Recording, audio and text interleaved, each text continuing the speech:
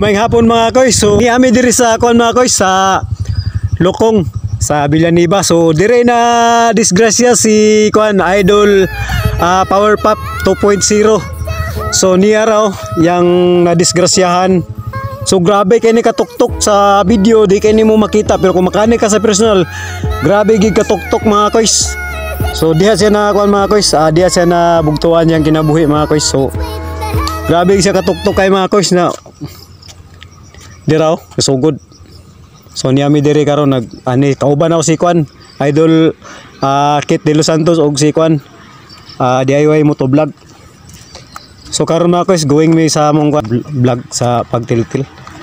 So diri gid siya na shot mga koys. So nagay possible nga ma-damage siya mga koys kay Kwan naman hindi siya Kwan kanal nga simento.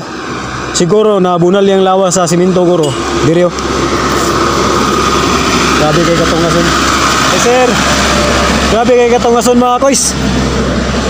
Wala mga kauban mga koys. So kita na lang namo nangita mong kon may Kwan nami Kwan ni tiltilon ba nya nakagi mi dira sa na disgrasya ni Kwan Power Pop 2.0.